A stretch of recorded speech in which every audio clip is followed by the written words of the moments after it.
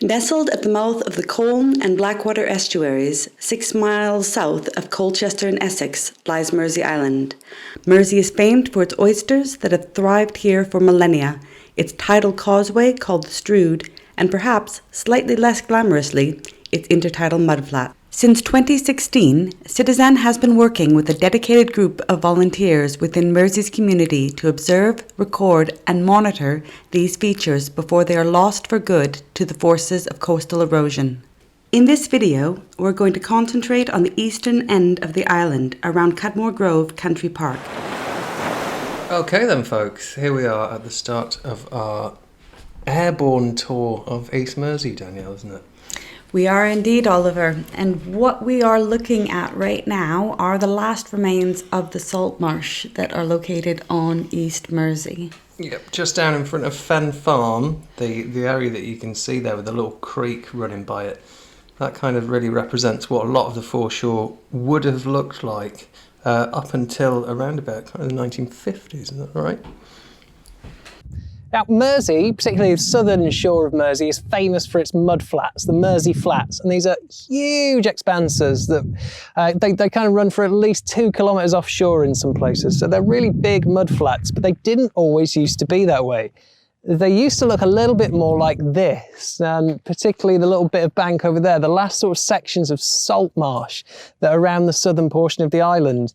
Now you can see how deep these are. These scarps, these cliffs of salt marsh here, they're well over 1 metre, and these would have extended all the way out across what's now the muddy flats. And that environment would have been very different. Of course, it would have more vegetation on it. It would be littered with creeks and channels and rivulets and things, all of which would make a very different landscape, but one that certainly protected the coastline that we see today. And that's part of the reason that Mersea looks the way it does now, particularly up at this east end.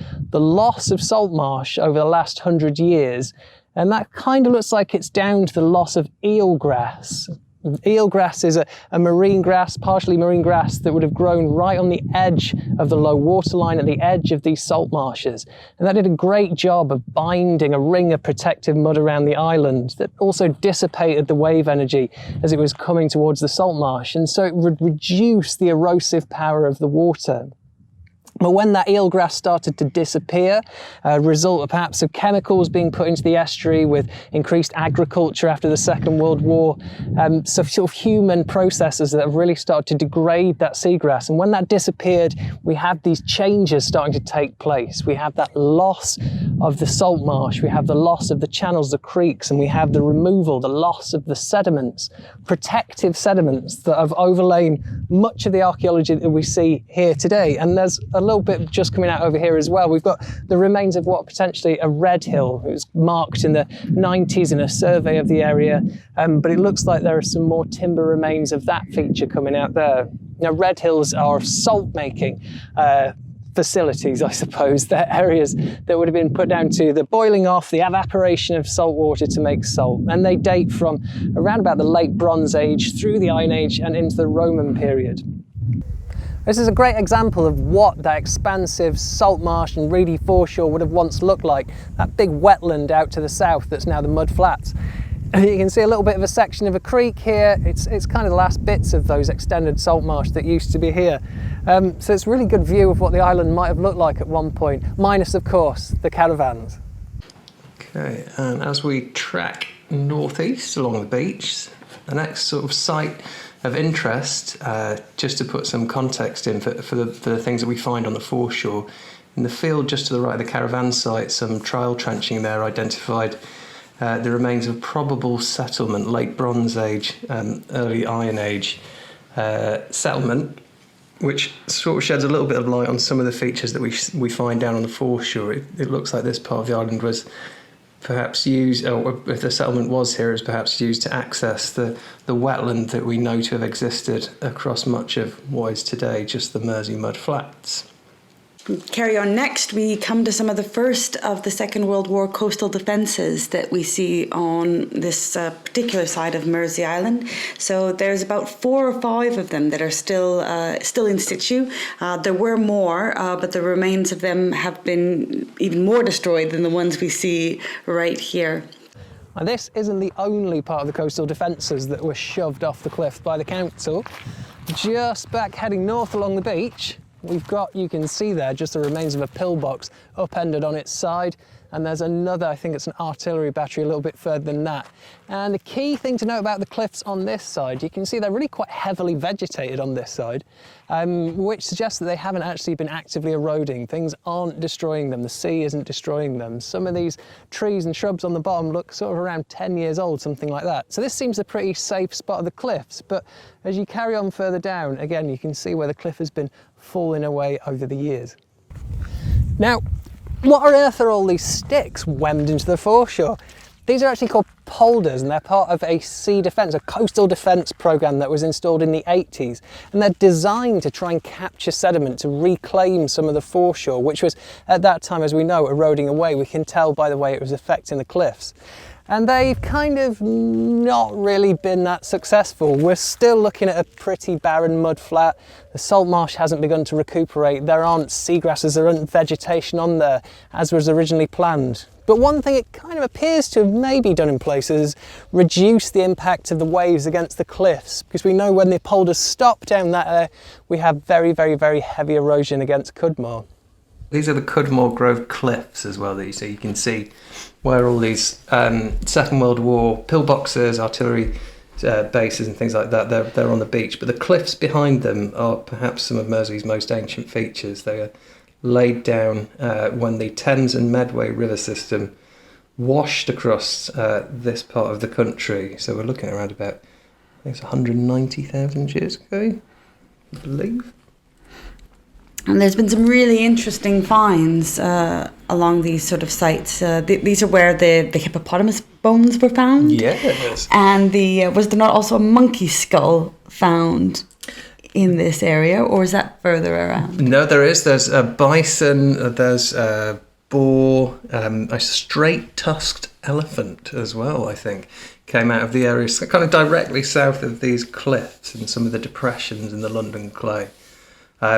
So a lot of extremely ancient activity. Our volunteers, of course, found the mammoth tusk right off the edge of Cooper's Beach, which is very much to the south of where you're looking.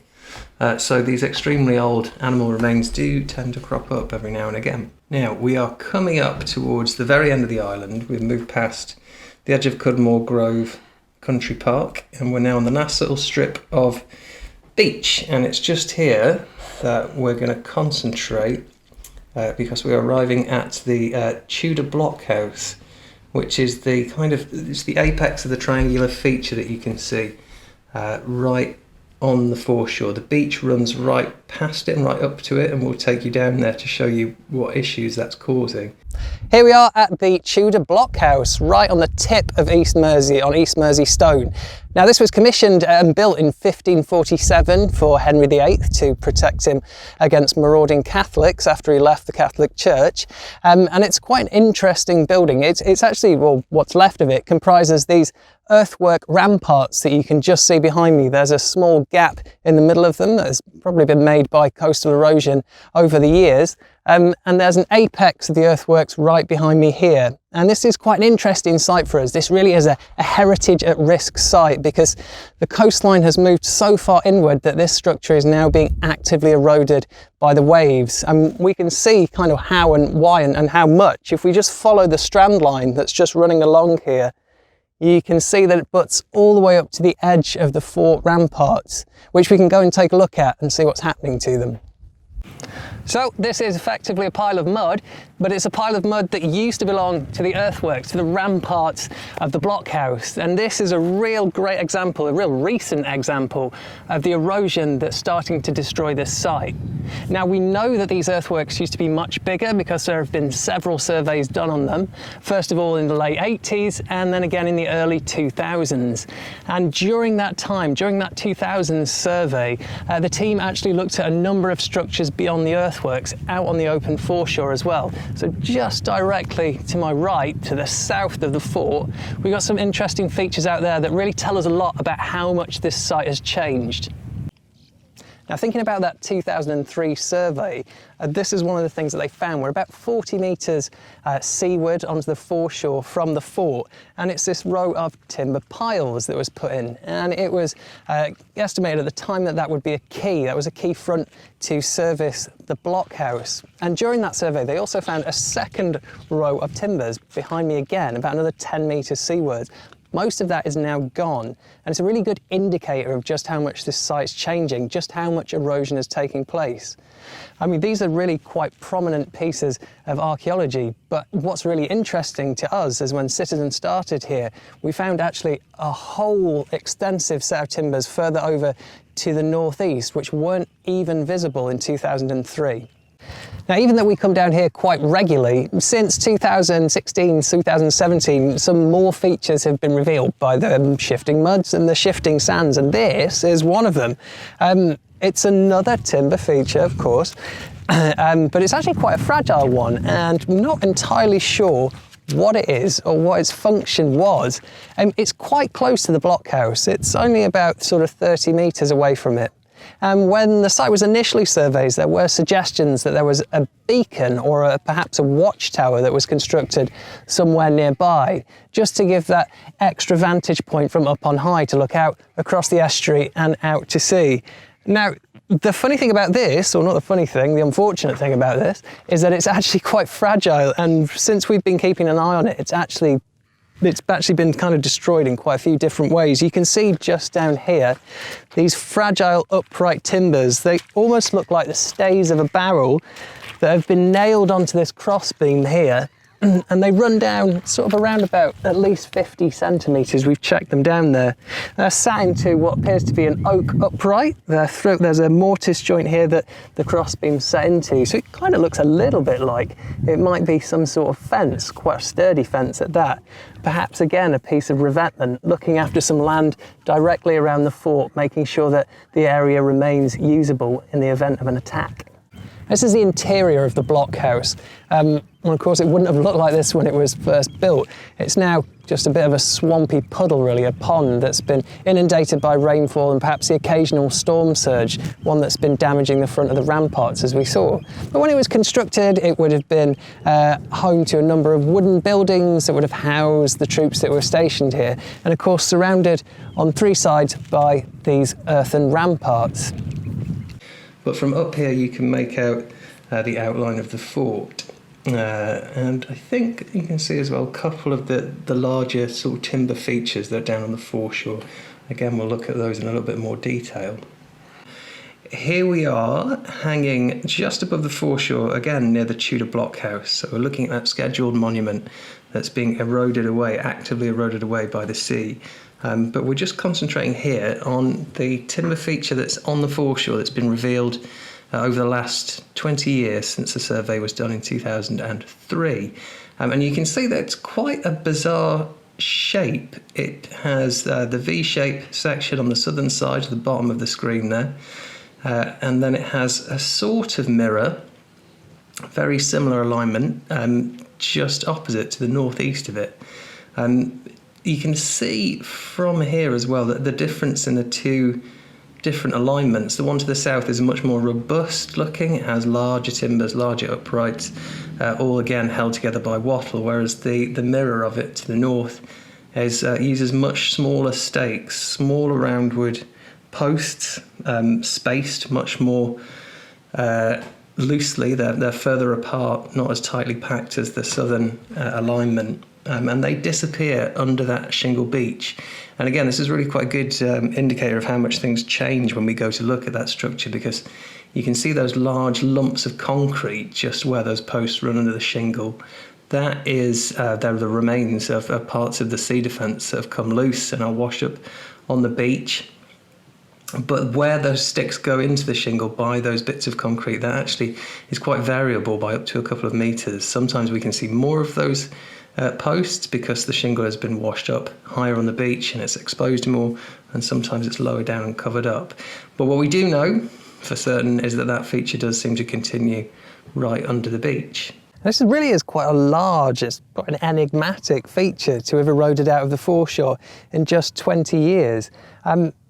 And it's quite a kind of robust and intricate structure at the same time. It's quite strange in that it's got these sets of pens. They're about sort of 2 metres apart. They're very regularly spaced. These bracing timbers going northwards off the back of this main face. What's really interesting about this main face is that if you just have a look down here, it's actually woven with these Hazel Wattles. We know they're hazel because we had a sample of these taken, and we've had some of the wattles of this structure dated, and we got a date range of around about the 15th, 16th century. It is only one radiocarbon date, so we can't tie too much to that, but it does put this structure somewhere in the same date range as the construction and use of the blockhouse. Now these Hazel Wattles, they run all the way around each one of these uprights, so they really create quite a rigid, strong structure, and that's kind of an indication of perhaps what it might have been used for.